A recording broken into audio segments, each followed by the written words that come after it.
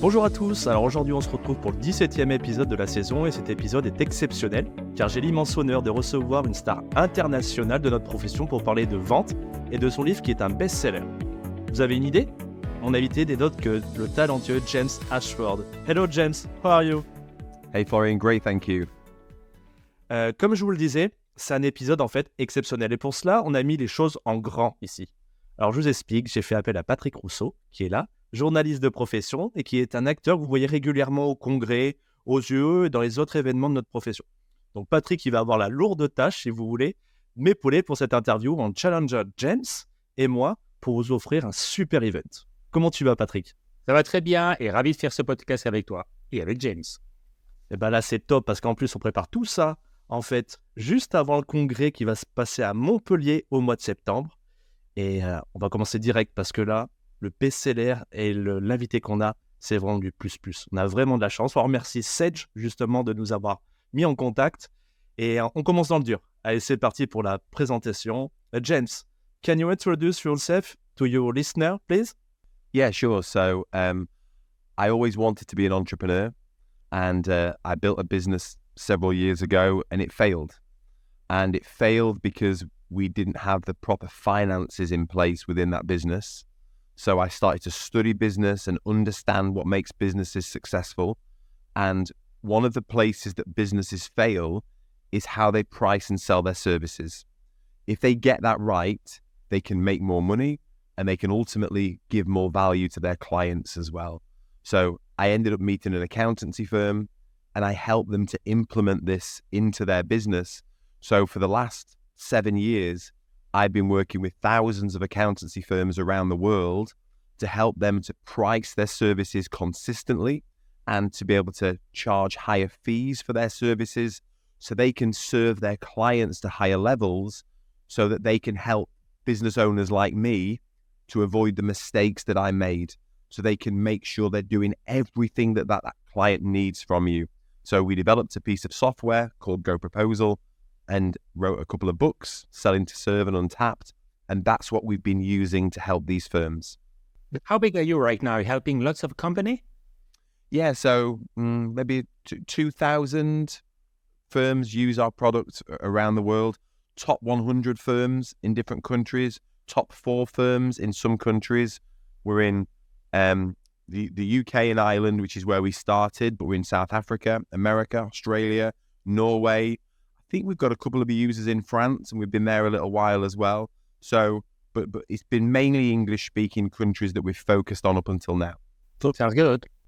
Florian, est-ce que tu as une question à poser? Je sens que tu as envie de poser une nouvelle question. Ouais, et tu me la traduis directement pour notre invité? Exactement. Pourquoi l'Angleterre et pourquoi en fait en France, c'est pas la même chose en fait, votre vision, votre façon de faire? I think you understand that one. What the vision in England and in France is not exactly the same thing for the topic we're talking about. I think people always think that. They always think it will work there, but it won't work here. Like, and I've had this in the UK. So it's okay for accountancy firms in big cities, but it won't work in small cities, right? Or it's okay for firms with lots of staff, but it won't work with firms with small numbers of staff. Or it's okay for clients like this, but it won't work for farmers, right? None of it's true. We're all human beings, okay? We all have dreams and hopes and fears. We're all exactly the same. We have all business owners, whether you're in France or in the UK, are trying to achieve the same thing. They want freedom. They want freedom to be able to do the things they want to do with the people they want to do them with when they want to do it. That's what we all want. We all want the best for our children. We all want the best for our family. So we're all very, very similar, okay? And businesses, the primary function of a business is to make money. That's the primary function, okay? You may have a beautiful reason why, but the primary function is to make money. And the way that you make money is what you agree to give your client in exchange for what they pay you. And that is the same in every country in the world. I think what's interesting right now is you're rebuilding the basics of business. because I think we lost the basic of business, which is making money. And I think it's really interesting how you're setting things.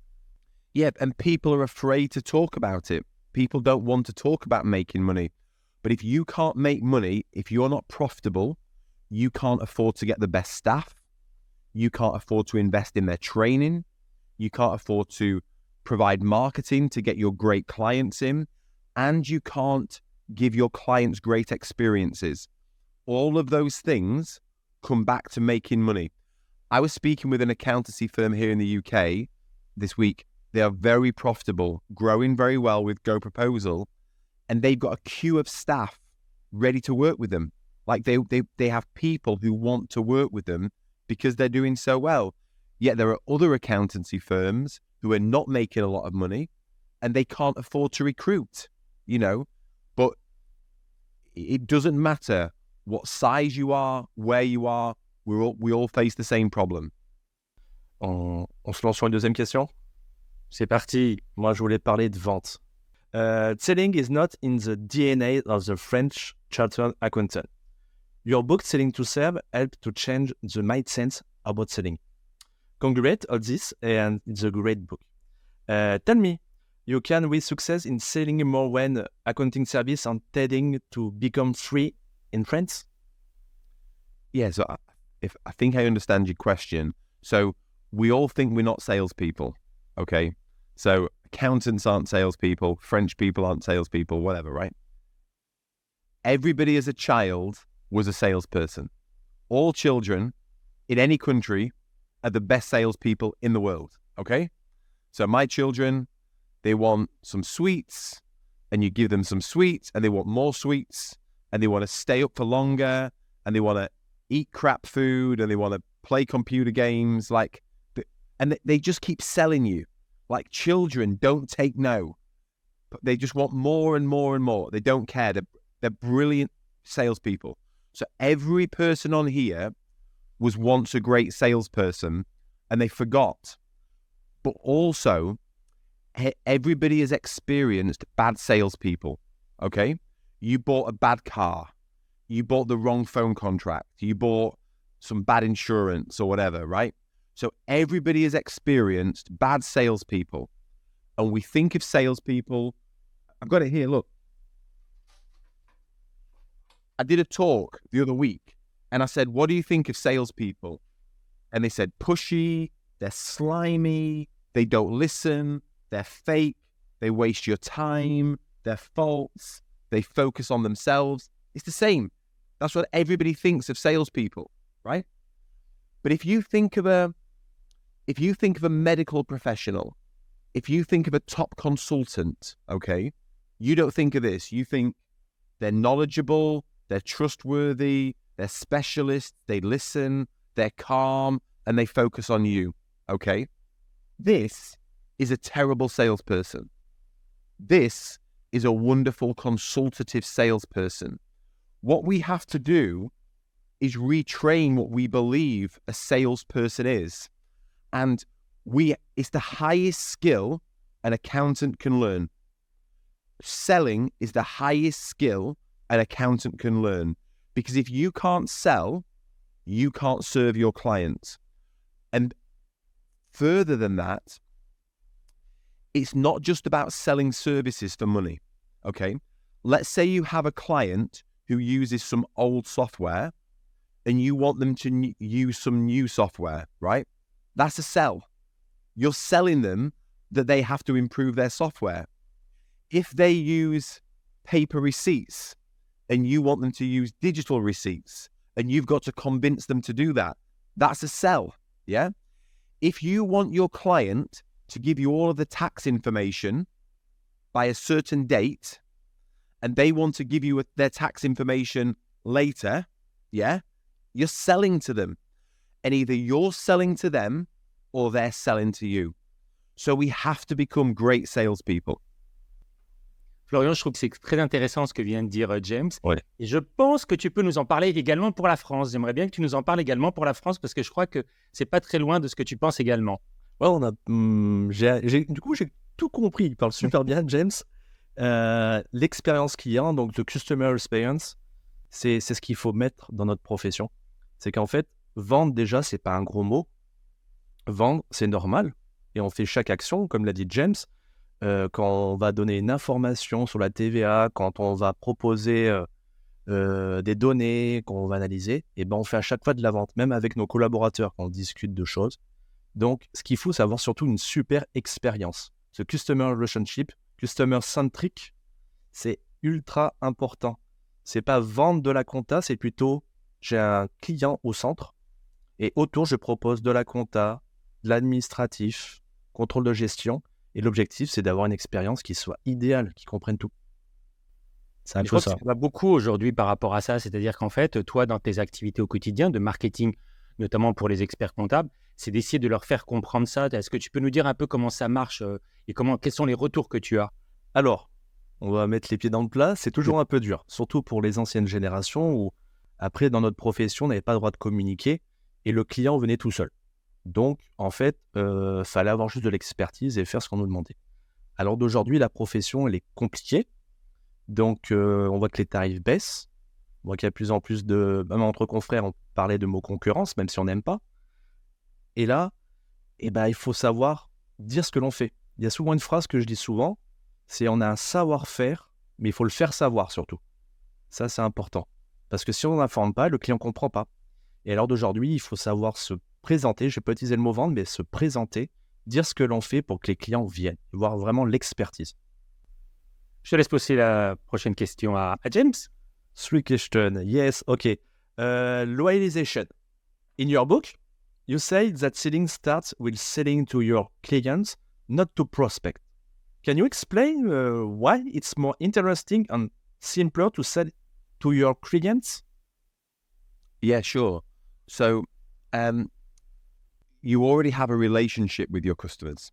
They already know you, they already trust you, and they're already spending money with you, okay?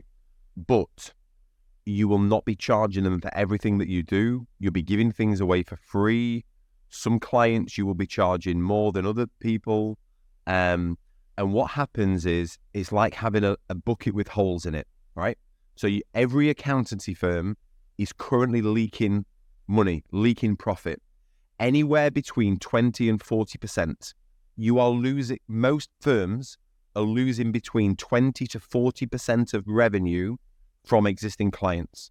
So if you have a leaking bucket, why would you want to fill it up anymore? It's just making you work harder, okay? And so you've got to charge, you've got to be charging your existing clients. So let me show you what I mean. So let me give you a really simple example, right? So if you have a client, let me have a think.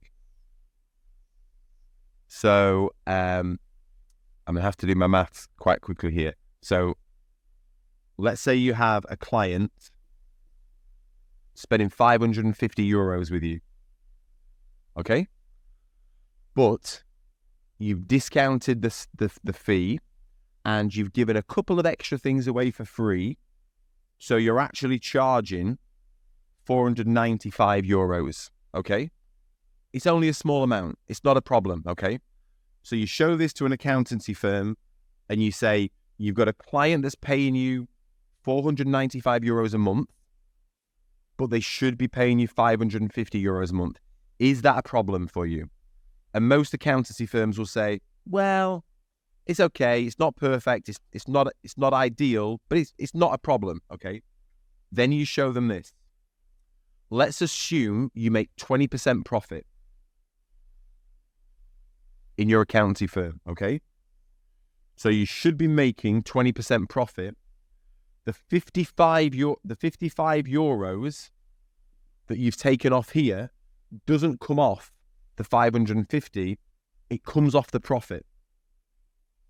So now, instead of making 110 euros profit, you are making 55 euros profit. You have halved the profit, okay?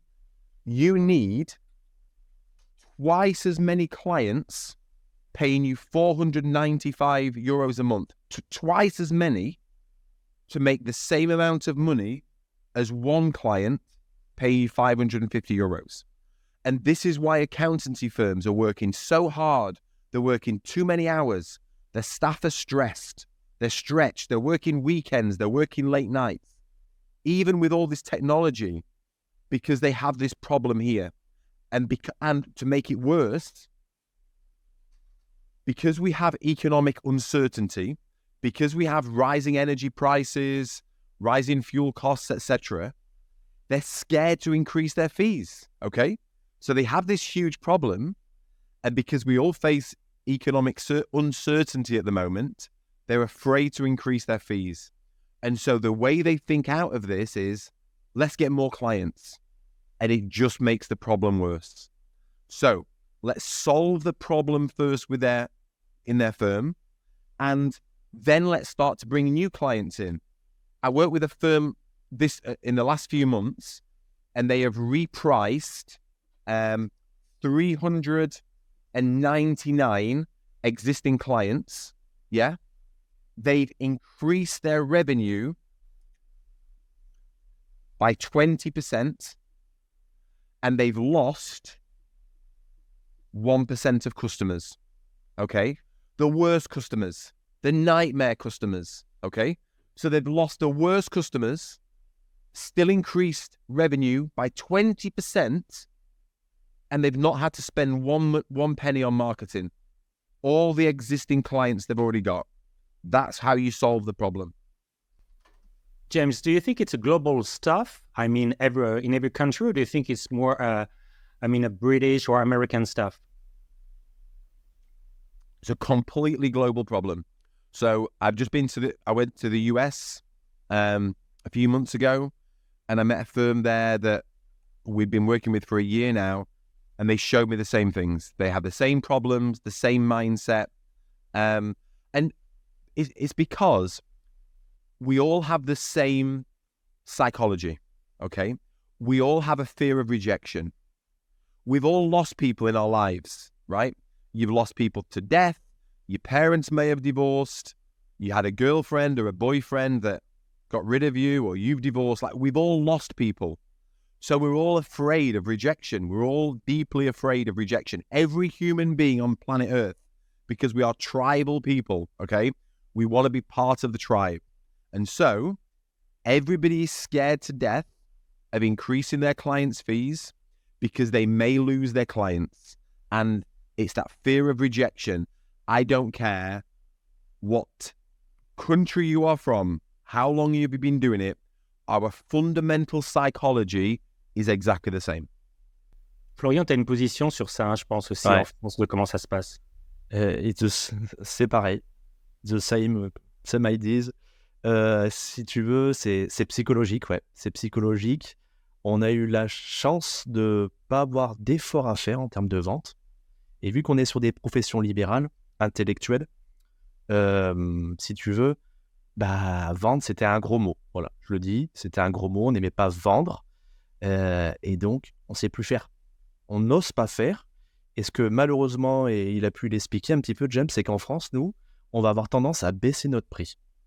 On baisse notre prix au lieu de... Et vendre, en fait, un autre point, c'est que vendre, en fait, c'est trouver des nouveaux clients. Alors que vendre, c'est avoir nos clients actuels, c'est utiliser la data. Et un mot, peut-être qu'il va pouvoir nous en dire un peu plus, James, c'est que nous, en France, on n'a pas de CRM. Est-ce que lui, en Angleterre, ils en ont, ou aux États-Unis?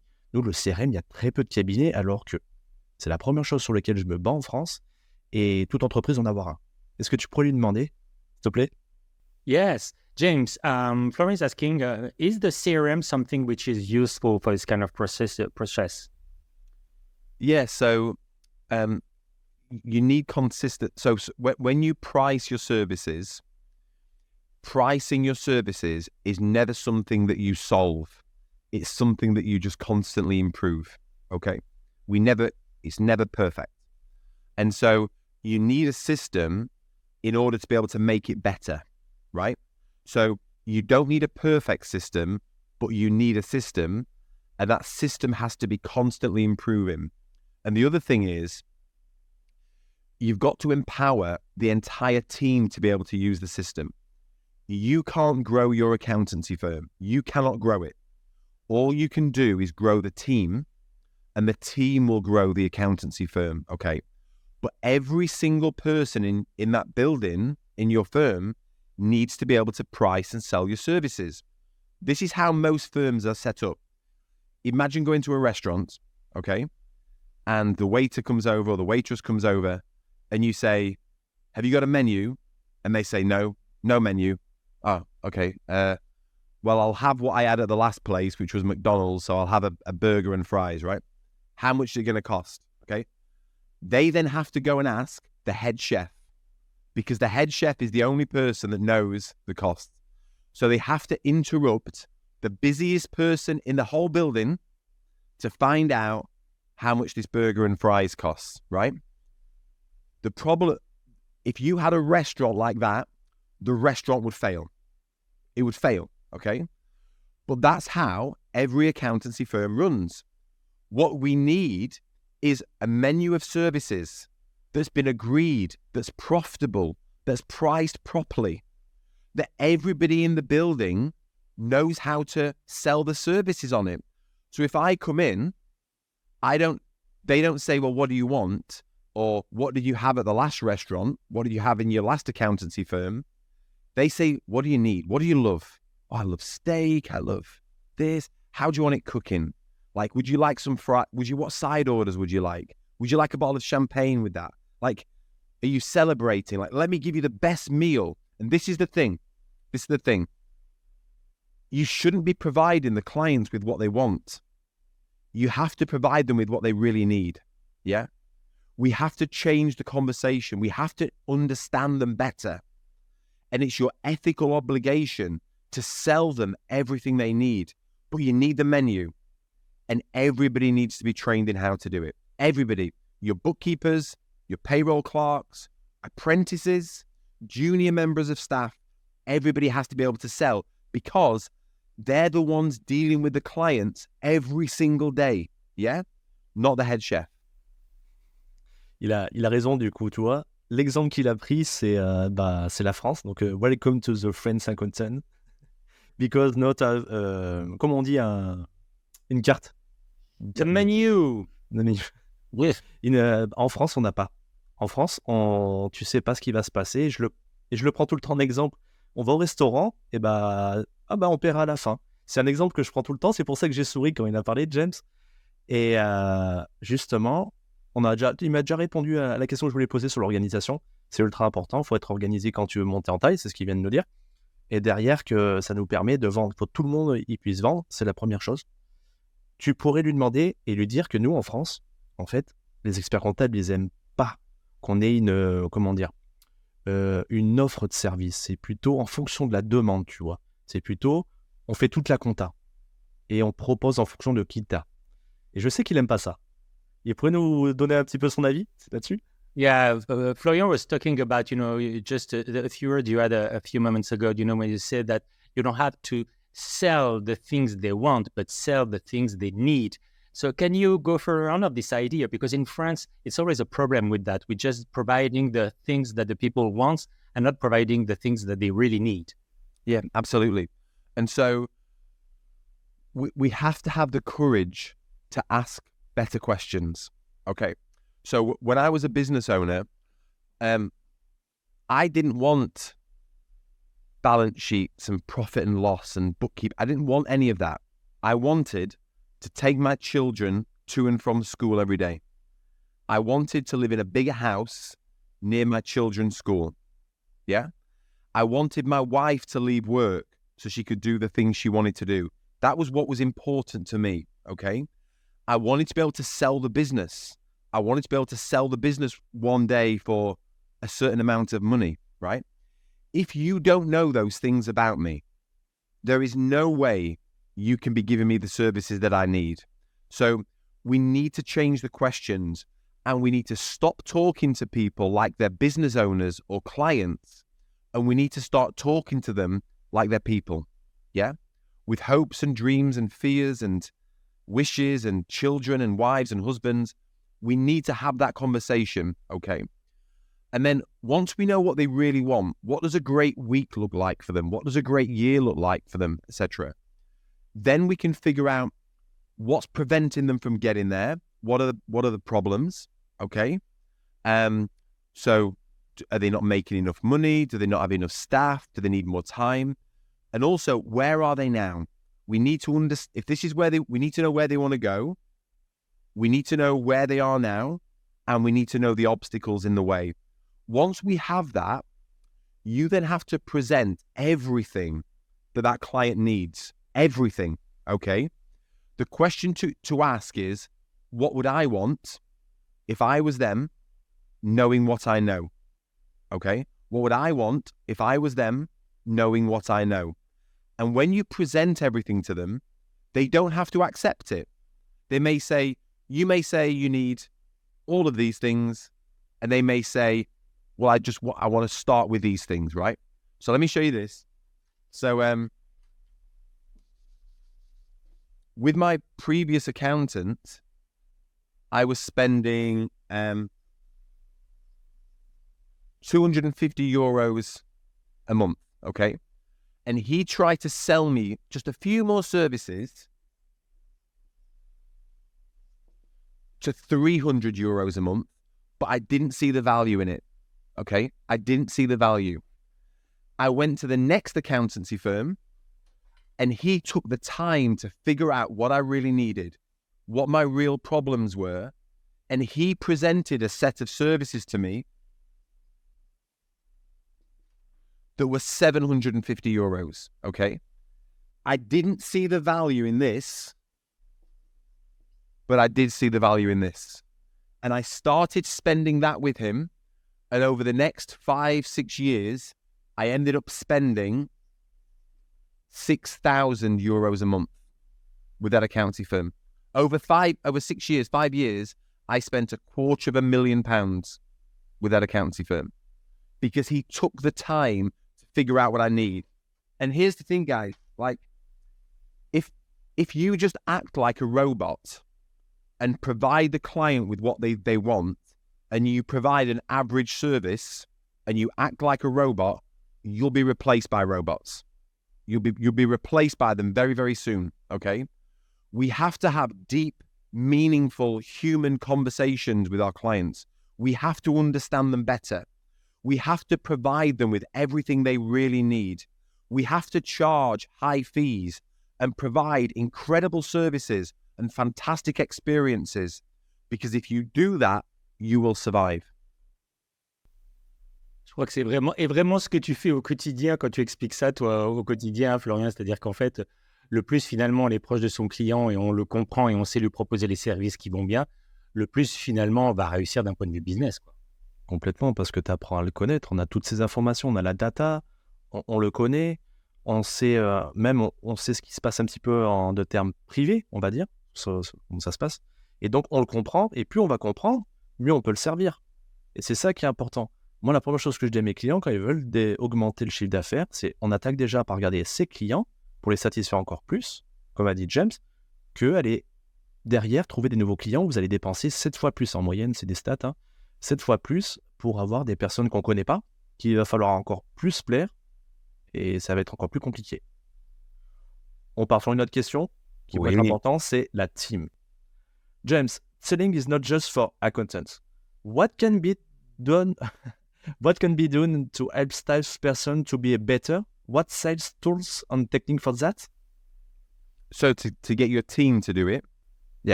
Yeah.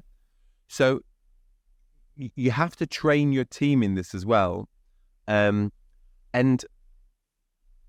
we have to, it's not an accountancy firm or an accountancy practice, it's an accountancy business. It's a business, okay? Yeah.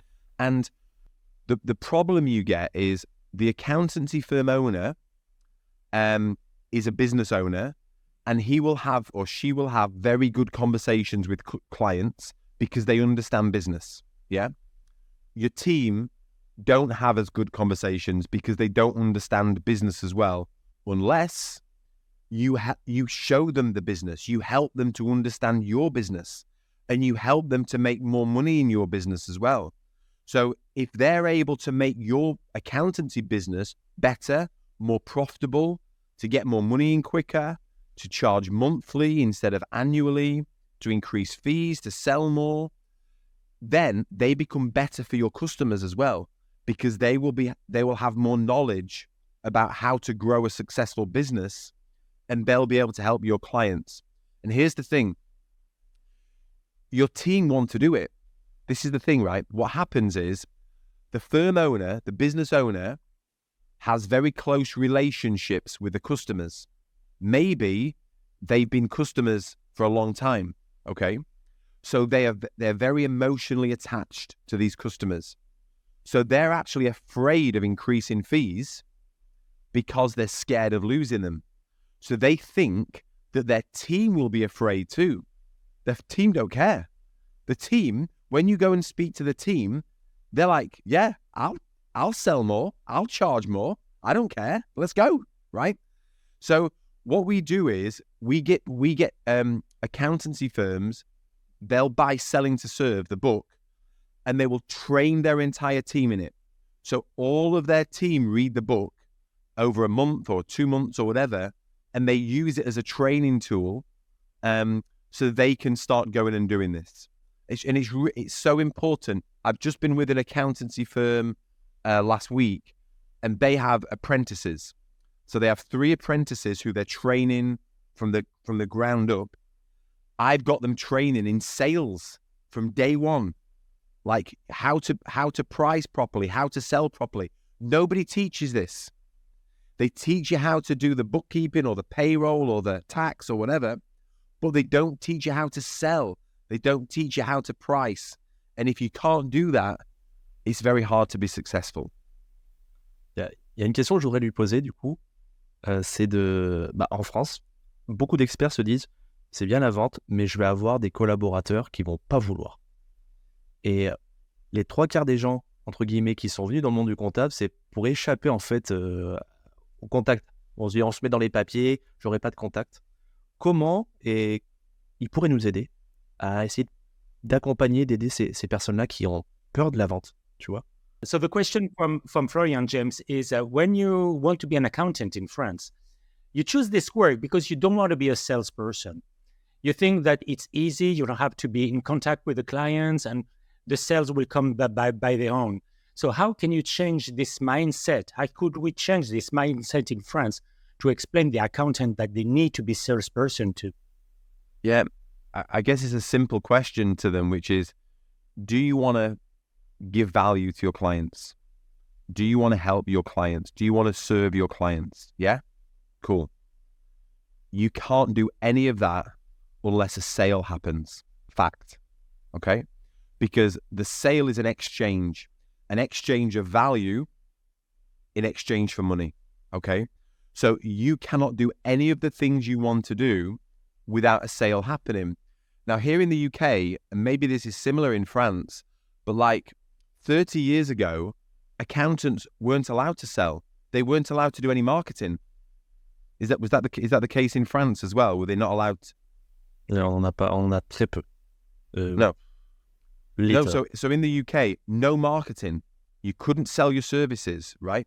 So the accounting industry is an old industry, but the ability to sell and market your services properly, and so marketing is selling, websites are selling, all of these things are selling. This is a very new component of the industry. Other industries have had selling within them since day one. Go back to a restaurant or the car industry or wherever, they're all able to sell. Yeah, this is very new for accountants, and they it's not optional. It is not optional. I've worked with so many accountancy firms, and when they start to charge more and do everything they can for the clients value them so much more. They appreciate them so much more. Like, accountants changed my life. Accountants have changed my life. They have helped me to make so much money in my business and transform the life for me and for my family and for my children, okay? That would not have happened if I hadn't invested. This is the key word, guys. If I hadn't invested properly into the finance function of my business. There's a lot of research about this, but what people should be doing, business owners should be investing between 2 and 4% of their revenue into the finance function of their business.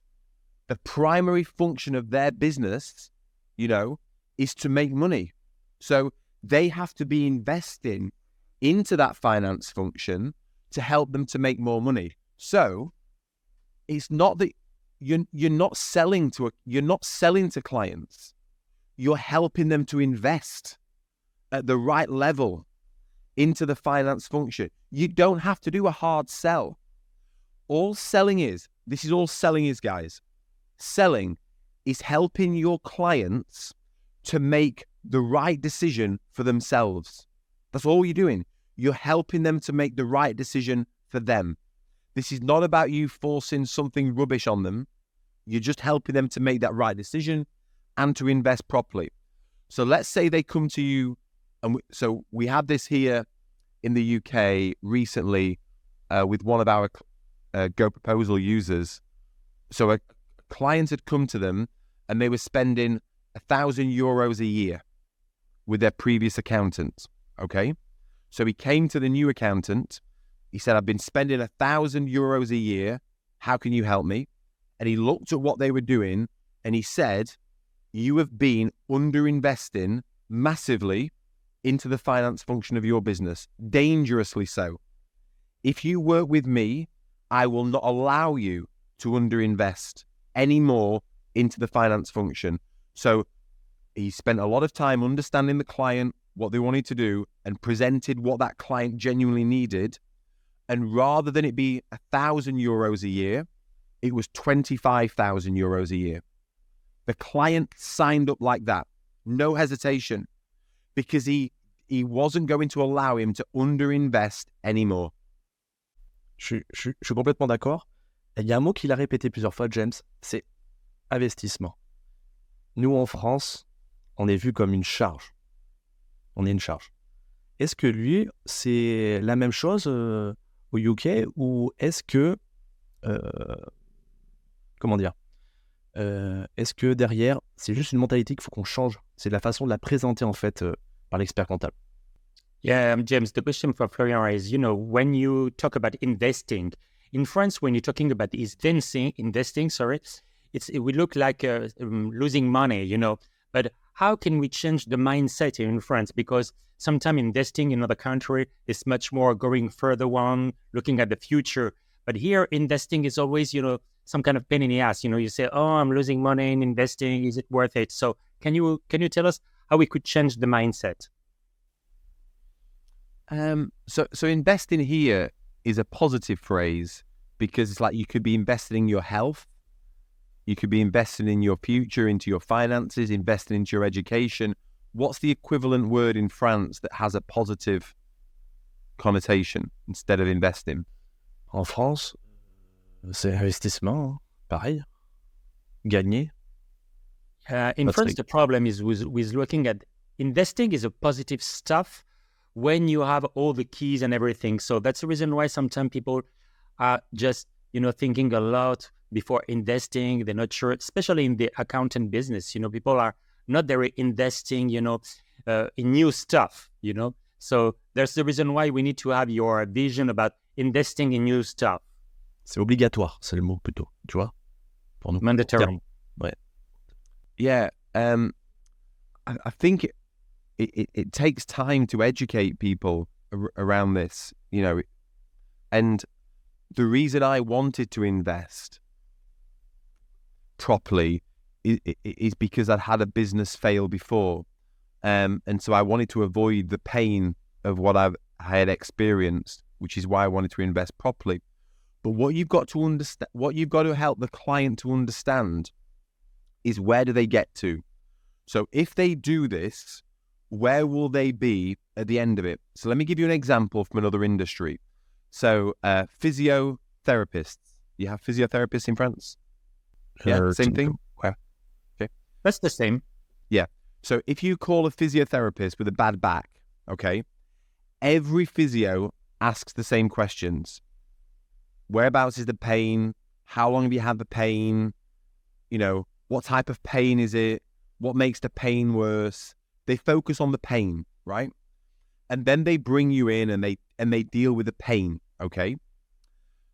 And what they do is they're selling their time for money.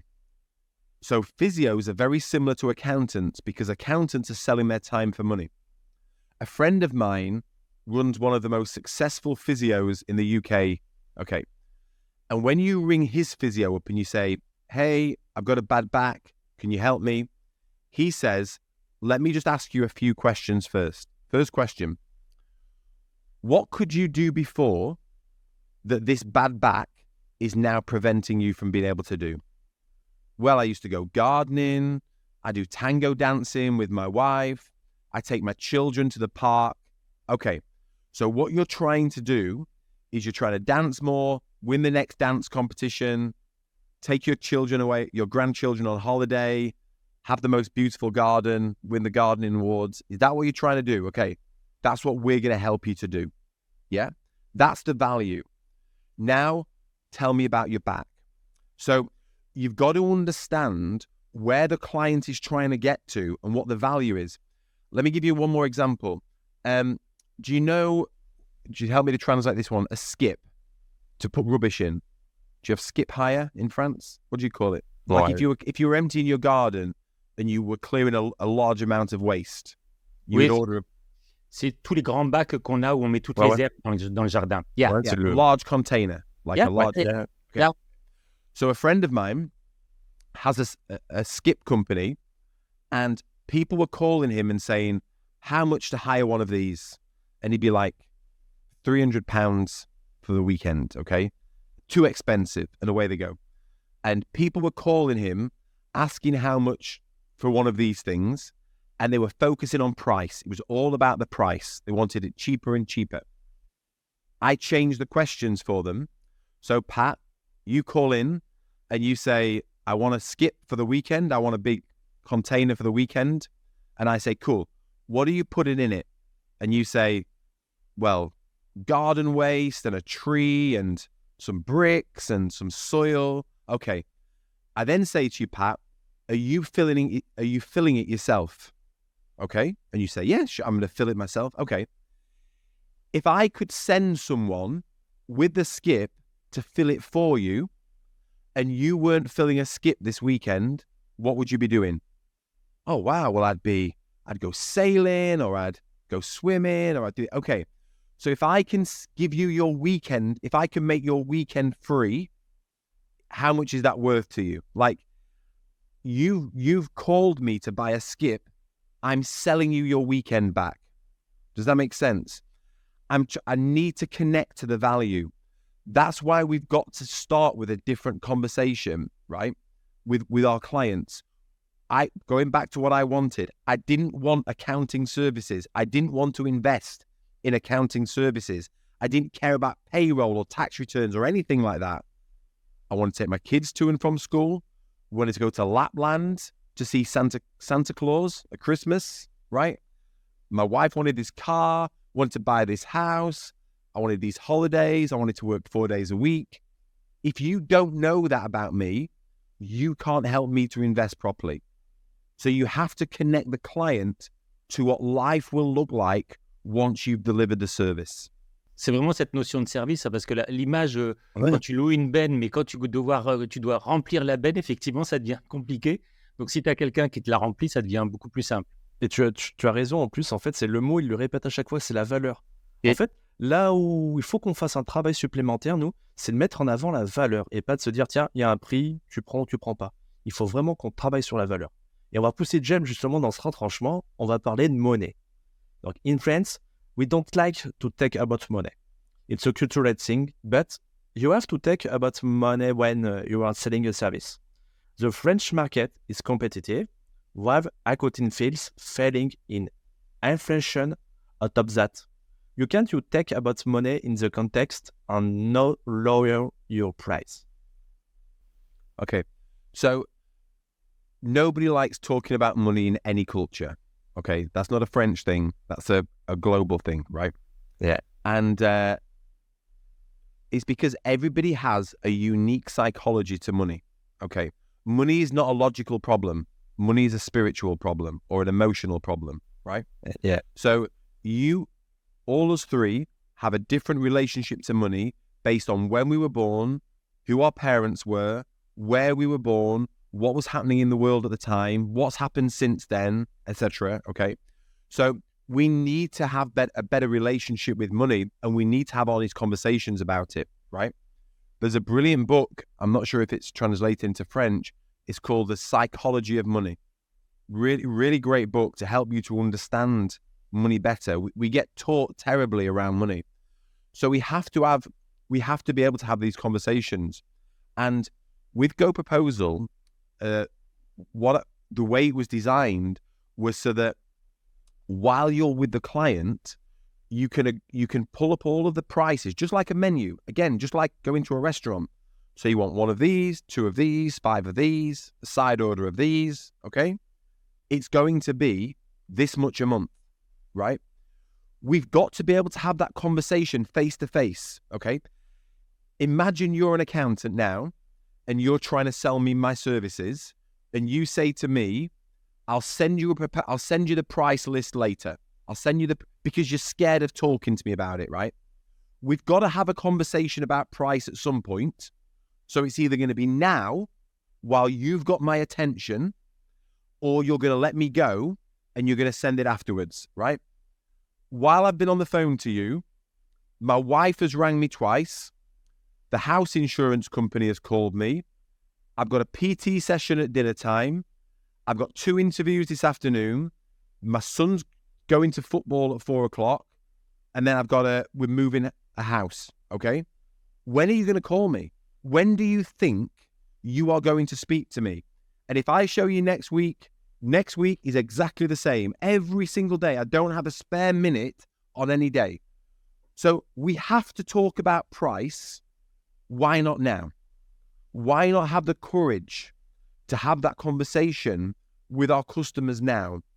Because then if they say, that's too much, that's too expensive, I can now say, okay, what do you want to remove? What do you want to take out?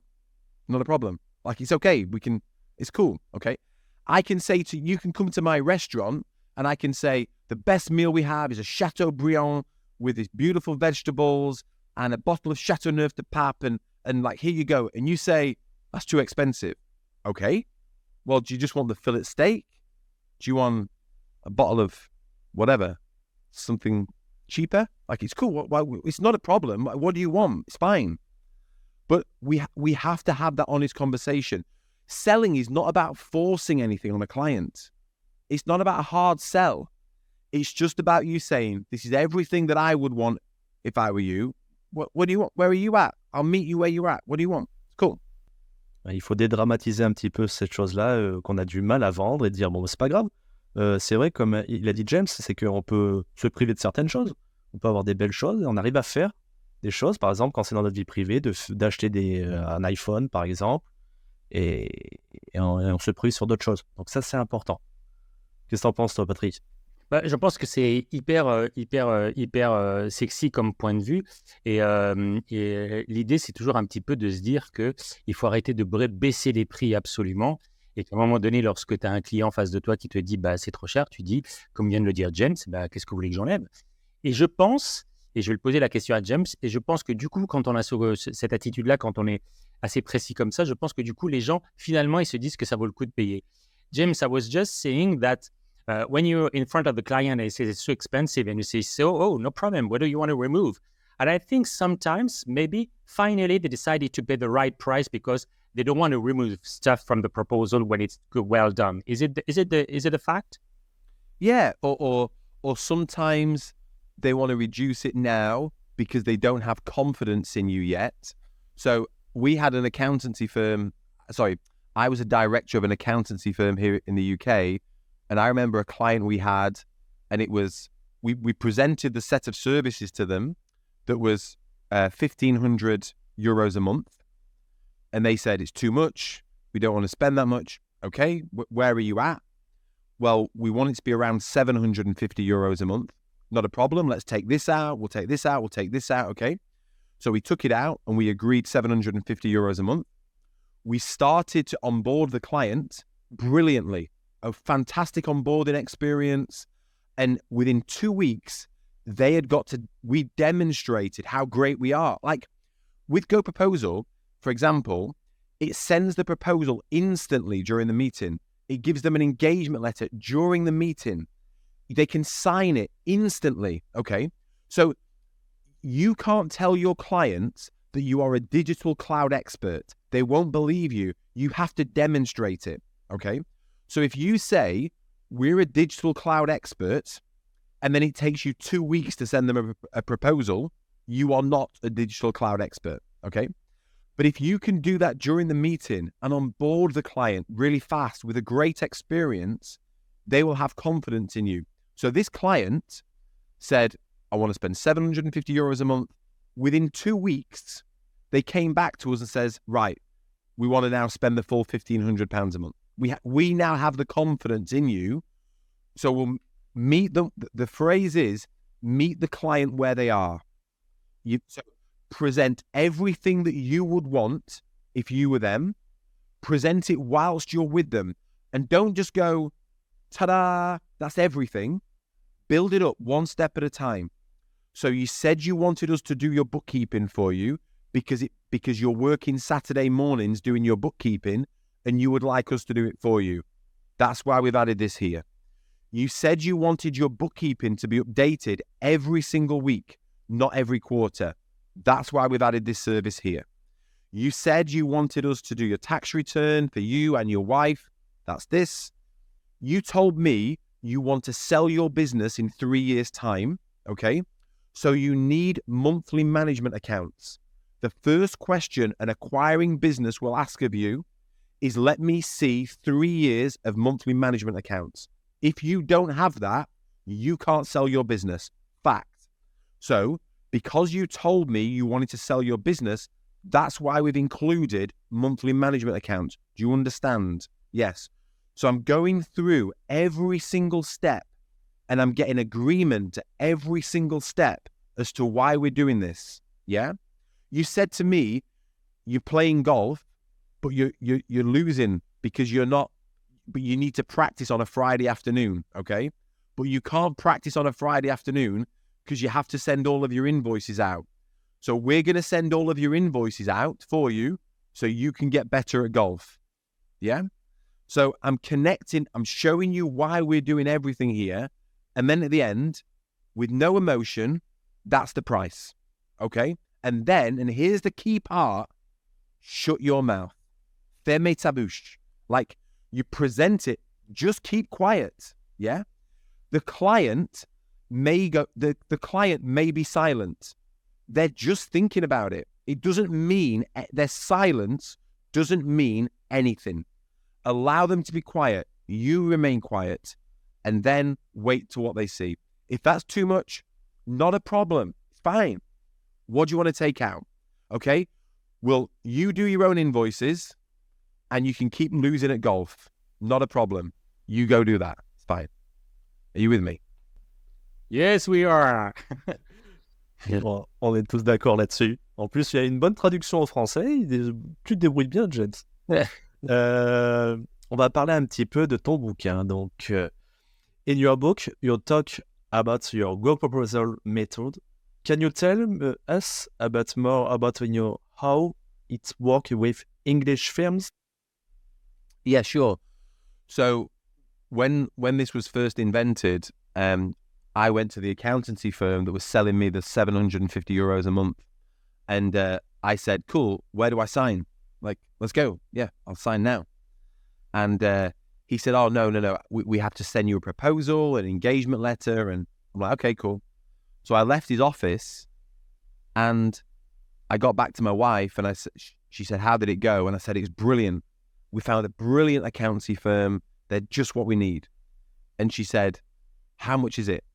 And I said, €750 a month. She's like, oh my, it's a lot. She didn't really say that. How much? Oh my God. What are we getting for that? I'm like, I have no idea, but it sounded brilliant. Okay. So A week later, I got the proposal, and the guy rang me back, and I said, look, you said you were a digital expert. You said you were going to save me time. You've done nothing. In fact, you've wasted my time, and you've not demonstrated your expertise. And he said, this is the king, he said, but we're better than the other accountancy firms. And I said, I'm not comparing you to the other accountancy firms. I'm comparing you to Amazon. I'm comparing you to Uber. I'm comparing you to anything I want to compare you to. And you are not as good as them. Okay? So, but let me help you with it. So I developed some technology that allowed him to sit with his client with a menu of services, with sophisticated agreed pricing sat behind every service. So he could easily agree the fee with a client. They can remove things, add things, not a problem. And when the client says, I'm happy, with one button, the client can sign it on the screen. They get the proposal, beautiful proposal, an engagement letter. It triggers the payment, the invoicing, and triggers all of the onboarding process. So they leave the meeting and it's all done. Everything is done. There is nothing else to do. It's a fantastic experience. At the time, he was the only person in the firm that could sell services to clients, but he had 13 members of staff. Okay. Within a few months, we had empowered all 13 members of staff to be able to price and sell services. So if you're going to change your accountancy firm and you want to systemize it and you want to take control of your clients, and here's the reason why. Bad clients don't exist. Bad clients are created. You create bad clients, okay? Because they come to you and they say, can you discount the price? It's too expensive. Can you discount the price? And you go, okay, we'll discount the price a little bit. Can you do payroll for free? Okay, we'll do payroll for free, okay? Or this meeting was meant to have finished now, but can I have 10 more minutes of your time? Okay, we'll have 10 more minutes of my time, okay? And then 6 months later, the client doesn't value what you do and doesn't value your time. Yeah, guess what? You trained them in how to do that. You trained them that your services have no value. You trained them that your time has no value, okay? You're either creating great clients or you're creating bad clients. And the place it starts is with how you price and sell your services. It's the first system in your business, because if you cannot control the profitability of your clients, if you cannot control the profitability of your firm, you cannot control anything else. So every other system will fail because you've not controlled the price and the set of services for your clients. It's the first thing to do. And whether you use GoProposal or not, it doesn't matter. It's still the first thing you have to do. Complètement, comme disait James, en fait, c'est un peu de notre faute, entre guillemets, si on a des mauvais clients. C'est nous, il faut qu'on se mette des limites, qu'on mette des limites à nos clients, surtout, pour qu'on soit efficace. Il ne faut pas surtout oublier qu'on est une entreprise nous-mêmes, les cabinets, et qu'il faut qu'on négocie, qu'on ait dans la tête toujours qu'on est là pour faire de l'argent. Et donc, il faut qu'on optimise notre temps et en mettant certaines règles. Si on optimise ça, ça va être bon, et c'est ce qu'il a fait un petit peu avec sa technique. J'ai une question à te poser, Florian, par rapport à ça. Est-ce que tu ne trouves pas qu'en France, il y a probablement une résistance au changement par rapport à ce type de changement que toi, d'ailleurs, tu proposes? Complètement, on a une résistance. C'est le mindset qu'il faut qu'on change. C'est ce fameux mindset où on doit changer notre façon de penser, de faire, de savoir dire non. Dire non au client, voilà, c'est un mauvais client, il faut qu'on arrête. Et que le nouveau client, il faut qu'on fasse comme ça, qu'on se mette des règles. Et surtout, il y a une chose qu'on oublie un petit peu dans les cabinets, c'est que souvent, c'est que c'est pas bien organisé, on fait pas tous la même chose d'un associé à l'autre. Donc déjà, il faudrait harmoniser à l'intérieur sur nos façons de faire et que tout le monde ne déroge pas à la règle. En se tenant cette ligne de conduite, on pourra aller du point A au point B. Moi, c'est comme ça que je le vois. C'est clair. Allez, on a une dernière question avant de faire un petit jeu. On va demander une question de marketing à James. James, what's your ultimate marketing advice to save the French accountant? Yeah. So I keep coming back to restaurants and chefs. Okay. So it's a very good analogy. Okay. What you've got to do is you've got to give everything away. You've got to share everything you know. Okay. So let's say, for example, you're helping a client today. So a client has called you and they want to know about how to buy can they buy an electric car? What are the tax savings of an electric car? Okay. So you've helped that one person, but there's 1,000 other people out there that need help today with the same thing. Okay. So you could share that same advice on LinkedIn, on Facebook, Twitter, TikTok, whatever. Okay. Saying a client came to us today. This was their problem. This was how we helped them. Here you go. Right. Accountants are scared to do that because they think if they give their knowledge away, that people won't come to them. The opposite is true. Knowledge has no value in the world anymore. The value of knowledge is gone. Google and ChatGPT, they have removed the value of knowledge. The value is in doing and in creating great experiences. So if you think about a great chef, so you know Gordon Ramsay, for example? Yes, of course. Okay. So Gordon Ramsay, hugely successful restaurateur, billion-dollar business, Ramsay Holdings, okay?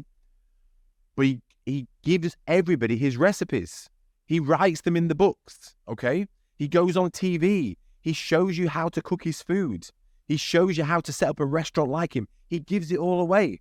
You may even have one of his recipe books, okay? And you may have cooked one recipe once, yeah? But if you ever walk past a Gordon Ramsay restaurant, you're like, I want to go in here, yeah? So you've got to be the accountancy firm that gives all the knowledge away. Just help people. It's not about producing content.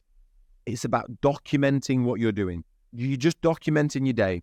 So I've helped this person. Let me help some more people. Oh, and by the way, if you would like to speak to us about how we can do this for you, give me a call. Yeah. But it comes from a place of how do you help as many people as you can? Think about it's the same marketing method for GoProposal. We've got a product, GoProposal, that will help you to grow your revenue 20 to 40%. Okay. There you go. But maybe you don't want that. So let me give you the book. I'll give you the book, Selling to Serve, and that will show you how to do it. Maybe you don't want the book. So I'll do this webinar and I'll help people with a webinar instead. Like, I don't care. If you just help people, if you genuinely try and help people, if you champion the industry that you're trying to serve and you give all of your knowledge away, the work will come to you. People will want to work with you. You will be seen as the number one expert in your industry. Oh bah c'est top. Hein. C'est top, franchement, ce qu'il nous a donné là. Il n'y a plus qu'à faire. You're giving us the envy, James. Yes. Eh ben, on arrive vers la fin. Tu avais une question avant, Patrick? Non? No, I don't have any question. We just right at the end. Just one thing. I think there is also a question of energy. You know what I mean? You know, you can do things like you look like you're forced to do stuff, but if you had this energy of discovering new stuff, I think that's something really important. Yeah, and look, just to finish things off, it's like doing what I've described is hard. Yeah. Having a deeper conversation with a client is hard. Charging more for your services and standing up for your fee and being prepared to lose a customer is hard. It's all hard. But so is working too many hours is hard. Not charging enough is hard. Giving your services away for free is hard. It's all hard. Everything is hard, right? But you've got to choose the hard one that benefits you and benefits the customer as well. It creates a win-win if you do that. And when you think about this, here's the key, guys, is one problem accountants have is they want everything to be perfect and they're always looking for what's wrong, okay? That makes you a brilliant accountant, okay? The problem then is when you apply that thinking to a new business process or a new way of doing it, because it will not be perfect and there will be things wrong, yeah? And so what you've got to do is start and fix it as you go. Version 1 is better than version none, yeah? So you can do this with 3 clients. You don't have to do this with 300 clients. You can do this with 3 clients. My office here in the UK is at an airport. Through this window is an airfield, right? When a plane takes off from here to America, they don't wait for they don't spend hours and hours figuring out the perfect direction to go and then go and fly in that direction. What they do is, step one, they get in a plane and they get on the runway. Step two, they fly into the wind. The wind's blowing at them. They fly into the wind and they don't even care what direction they get in the air in. Once they get in the air, on the way to America, they make hundreds and hundreds of decisions, small decisions, to get them to where they want to be, right? Guys, you've just got to get in the plane to start with. And it's hard. The wind's blowing at you. Economic winds, client winds, competitive winds. It's all blowing against you.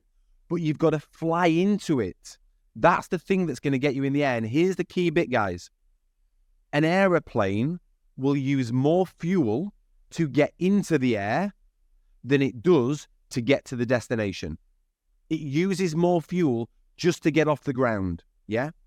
So when you do anything like this, you've got to be ready. You've got to get your team involved. You've got to know why you're doing this, yeah? You've got to, if you're an accountant listening to this and you're working too late, you're not seeing your children enough, you're stressed, you're not making enough money, that's why you're doing this. Like, you're the most important person here. Like, you've got to change your life and your business will help you to get the life that you want. But it might mean flying into the wind and it will require a lot of energy. But I promise you, with the thousands and thousands of firms that I've worked with, life at the other side of this is far better for you, it's far better for your team, and it's far better for your clients. Bah, je crois que c'est plutôt bien résumé. Hein. Ah, franchement.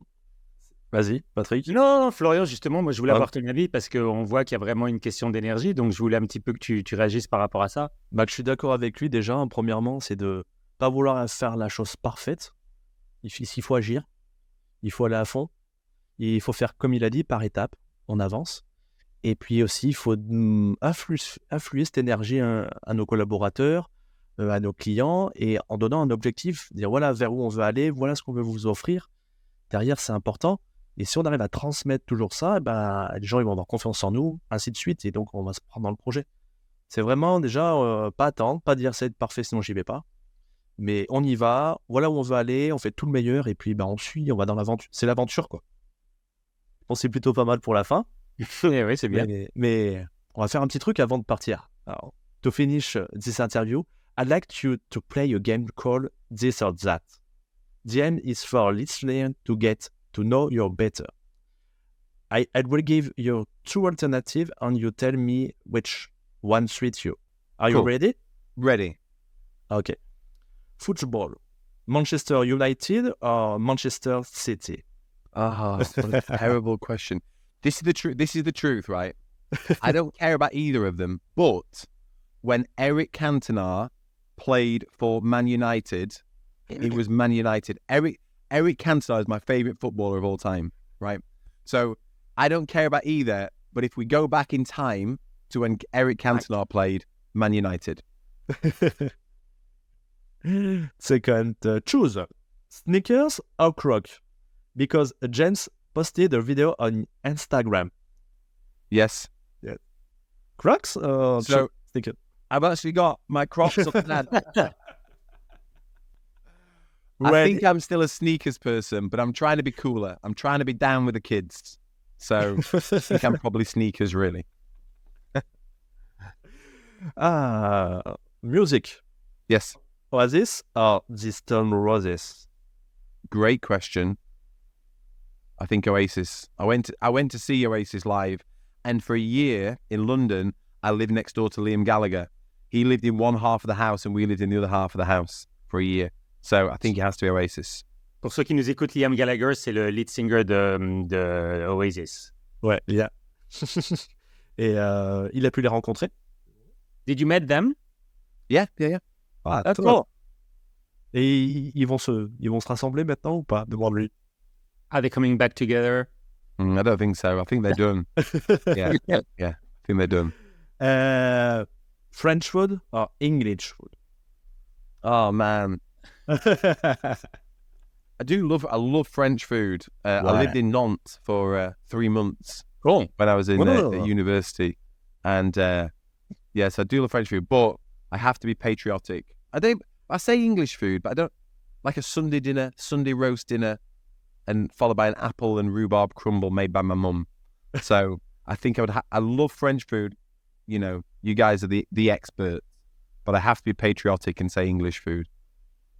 Okay, cars. Porsche Yes. or Jaguar? Yes. Porsche already. I don't even need to hear the second option. Porsche. Coffee or tea? I start my day with tea, but then I'm into coffee. So I think I have to be coffee.